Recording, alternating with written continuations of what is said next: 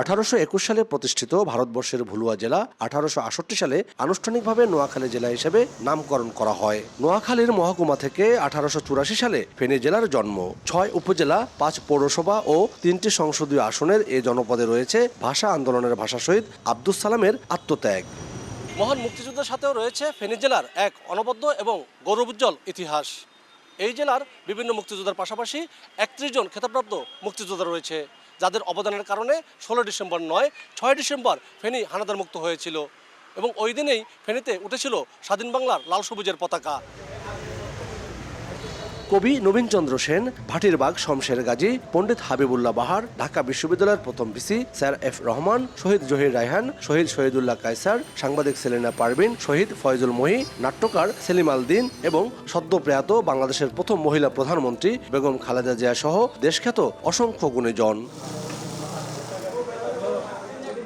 বাংলাদেশ ব্যাংকের আর্থিক অন্তর্ভুক্তির সূচকে ফেনী দফায় দফায় শীর্ষে অবস্থান করলেও এখন দেশের দ্বিতীয়। প্রবাসীদের আয়, আবাসন ও ভোগবিলাসে ব্যয় হলেও অনুকূল পরিবেশের অভাবে উৎপাদনশীল খাতে ব্যয় হয় না।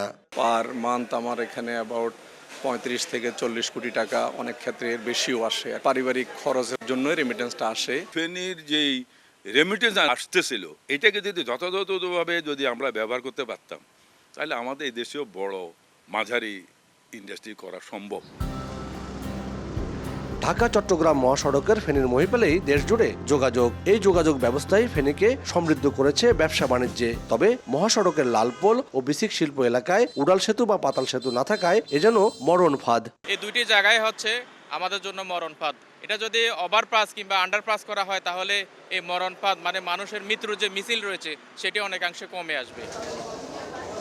সরকারি বেসরকারি মিলিয়ে জেলায় অসংখ্য হাসপাতাল ও ক্লিনিক গড়ে উঠলেও বেশিরভাগই ব্যয়বহুল। দরিদ্র মানুষের নাগালে তা অনেকটা বাইরে। অন্যদিকে 250,000 জেলার হাসপাতালটি রয়েছে নানা ঘাটতি। মেডিকেল কলেজ প্রতিষ্ঠার দাবি থাকলেও তা এখনো উপেক্ষিত। শুধু ফেনী না, আশেপাশের নোয়াখালী, কুমিল্লা এবং মিরসরাই থেকেও অনেক রোগী আসে। উন্নত চিকিৎসা পেতে হলে অবশ্যই এখানে একটা মেডিকেল কলেজ দরকার।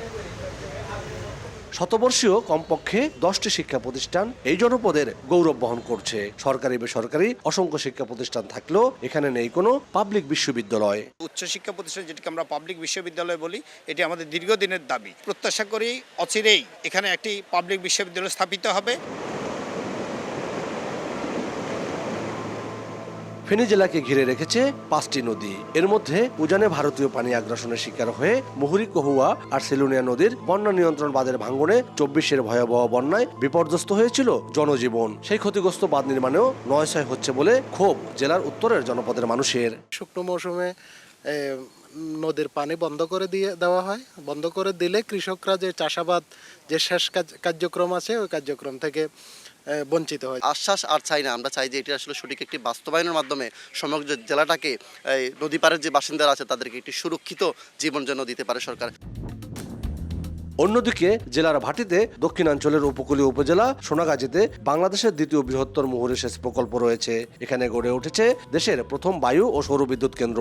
অসংখ্য মৎস্য খামার, দেশের সবচেয়ে বড় অর্থনৈতিক অঞ্চলও এখানে। তবে এরই আড়ালে ভূমিদস্যুদের করাল গ্রাসে বিলীন হচ্ছে চারণভূমি, ধ্বংস হচ্ছে প্রাণ প্রকৃতি। কার থেকে কে ইজারা নিছে সেটা বলে না, শুধুমাত্র পলিটিক্যালি পাওয়ার খাটিয়ে এবং প্রশাসনকে দিয়ে বিভিন্ন সময় হয়রানি করে, যার কারণে সাধারণ মানুষ যে যার জায়গা সে বলতে পারতেছে না যে এটা আমার জায়গা। সোনাগাজীর এই ভূমি রক্ষার স্বার্থে, এই ফসলাদি জীববৈচিত্র্য রক্ষার স্বার্থে আউটার বেড়িবাঁধটা অতি প্রয়োজনীয়। 103 কিলোমিটার ভারতীয় সীমান্তের ফেনীর 6টির মধ্যে 4টি উপজেলায় সীমান্ত লাগোয়া। এর মধ্যে পরশুরামের বিলোনিয়া স্থল বন্দরে বাংলাদেশ থেকে ভারতে সীমিত আকারে শুধু সিমেন্ট রপ্তানি হলেও আমদানি অনেকটা শূন্যের কোঠায়। এই বিলোনিয়া স্থলবন্দর যে কারণে দেওয়া হয়েছে, দ্বিপাক্ষিক যে বাণিজ্য, সেটা যেন হয়, যাতে করে এক পাক্ষিক কেউ ভোগ না করে, আরেক পক্ষ যাতে বঞ্চিত না হয়। 928 বর্গ কিলোমিটার আয়তনের ফেনী জেলায় 2022 সালের জনশুমারি অনুযায়ী মোট জনসংখ্যা হল 16,48,896 জন। এর মধ্যে জেলায় মোট ভোটার সংখ্যা 13,16,536 জন। আতিয়ার সজল, সময় সংবাদ, ফেনী।